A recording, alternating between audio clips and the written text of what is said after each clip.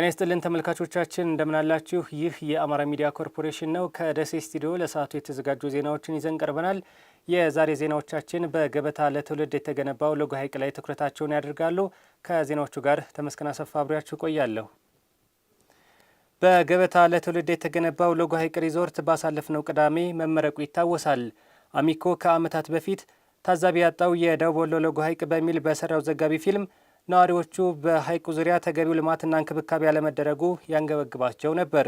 እነዚያ ነዋሪዎች ሎጎ ሐይቅ ትኩረት አግኝቶ ዳግም ሀሳባቸውን ለአሚኮ ሲገልጹ ፕሮጀክቱ ለከተማዋ እድገት ተስፋን የሰነቀ መሆኑን ተናግረዋል። ደጀን አምባቸው። አማራ ሚዲያ ኮርፖሬሽን ከ5 ዓመት በፊት ትኩረት ያጣውን የሎጎ ሐይቅን የተመለከተ አንድ ዶክመንታሪ አዘጋጅቶ ነበር። በዶክመንታሪው ሐሳባቸውን ያጋሩ የከተማዋና አካባቢው ነዋሪዎች ቁጭታቸውን ይገልጹ ነበር። ዛሬ ያ ቁጭታቸው ተቀይሮ ተስፋ እንዳሳደረባቸው ሐሳባቸውን ሰንዝረዋል።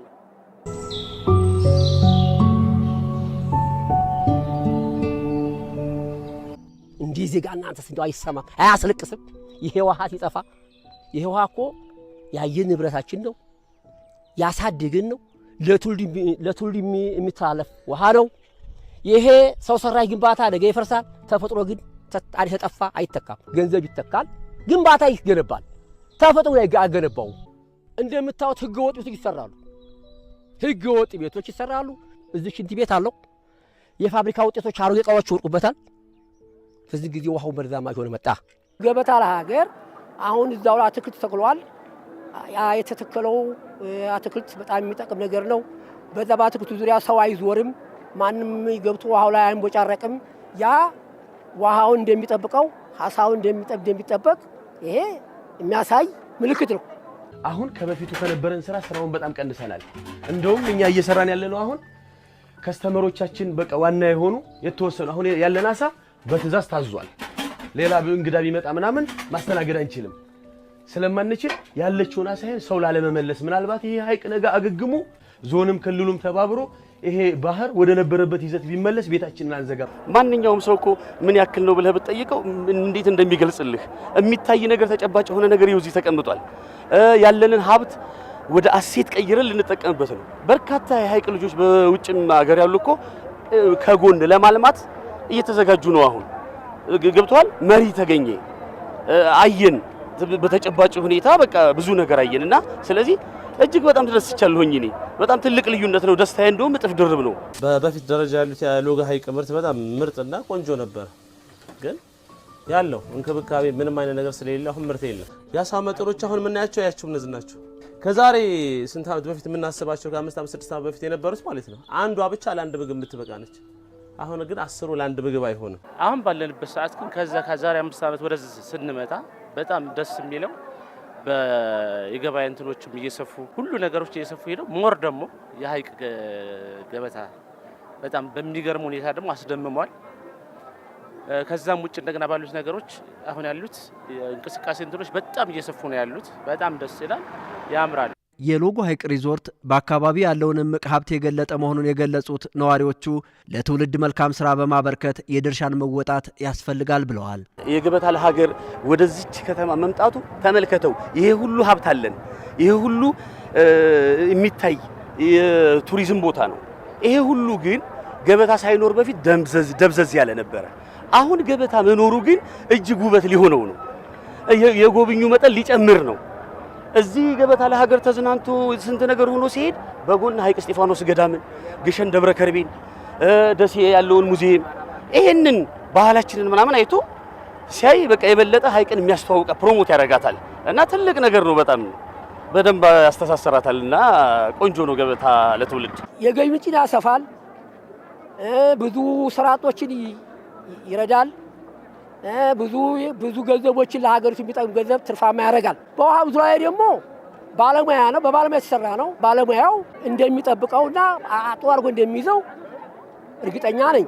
በቀጣይ ለከተማዋ እድገት የሚጠበቅባቸውን እንደሚወጡም ነው።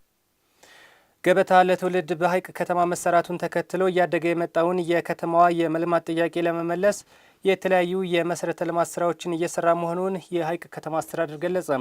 ከተማ አስተዳደሩ ከ110 ሚሊዮን ብር በላይ በሆነ በጀት የኮሪደር ልማት እያከናወነ መሆኑን አስታውቋል።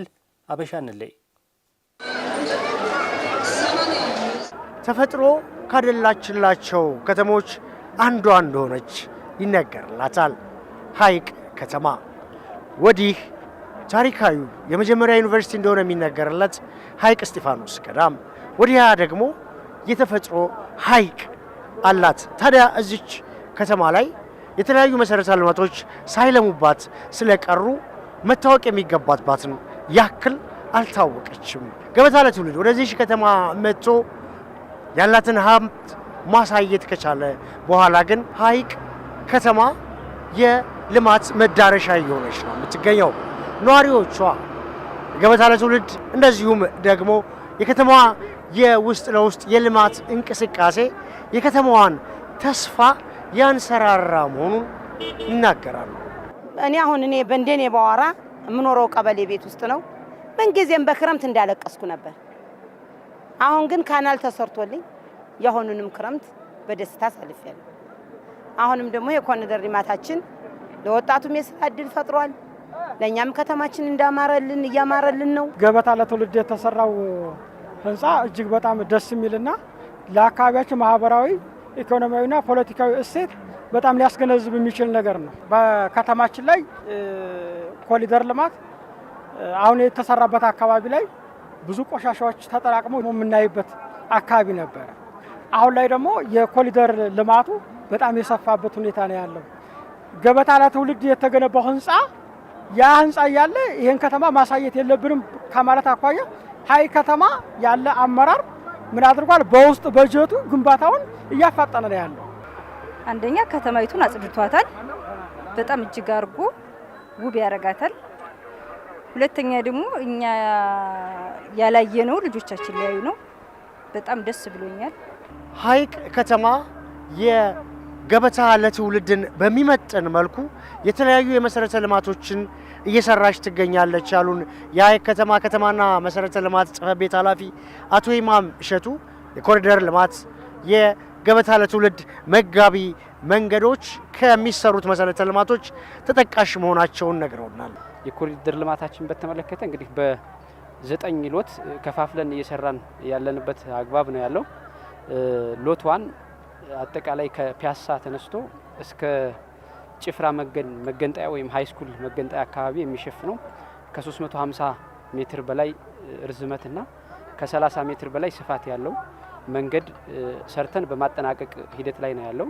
የፕሮጀክቱ አጠቃላይ በጀት ከ64 ሚሊዮን ብር በላይ የፈጀና አሁን 95% የደረሰ ፕሮጀክት ነው። ከዚህ ቀጥሎ በ2018 ሎት 200 ሜትር ርዝመት 22 ሜትር ስፋት ያለው ያንም ቢሆን 70% አካባቢ የደረሰና ወደ 47 ሚሊዮን ብር አካባቢ የሚፈጅ ወጪ ሆኖ እየተሰራ ያለበት አግባብ ነው ያለው። እየተሰሩ ባሉ መሰረተ ልማቶች የህብረተሰቡ ተሳትፎ ከፍተኛ መሆኑ የተነገረ ሲሆን የተጀመሩ ስራዎችን በተያዘላቸው ቀን ለማጠናቀቅ እንደሚሰራም ተገልጿል።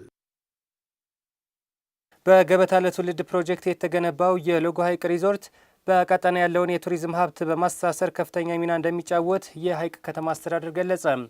ነዋሪዎች ከዚህ ቀደም ከተማዋ በቂ ትኩረት ባለማግኘቷ ቢቆጩም አሁን መነቃቃት እንደተፈጠረና ተስፋ እንዳደረጉ ተናግረዋል። ተጨማሪውን ከደጀን አምባቸው እንከታተል። በገበታ ለትውልድ ፕሮጀክት ተገንብቶ የተመረቀው የሎጎ ሐይቅ ሪዞርት እስካሁን ትኩረት ያልተሰጠውን የአካባቢውን የቱሪዝም እንቅስቃሴ ያነቃቃል ተብሎ ይጠበቃል። ሐይቅ ከተማ አስተዳደር ከዚህ በፊት ተገቢውን የልማት ትኩረት ያላገኘች እንደነበረች የገለጹት ነዋሪዎች በዚህም ምክንያት ወጣቶቿ የስራ ዕድል ያልተመቻቸላቸው፣ የከተማዋ ውበትም የደበዘዘ እንደነበር ጠቅሰዋል። ወጣቱ አሁን ላይ ያለበት ሁኔታ በሱስ የሆነ በቂ ነገር ምናምን ላይ ሁሉም ወጣቶች ደካማ ነው።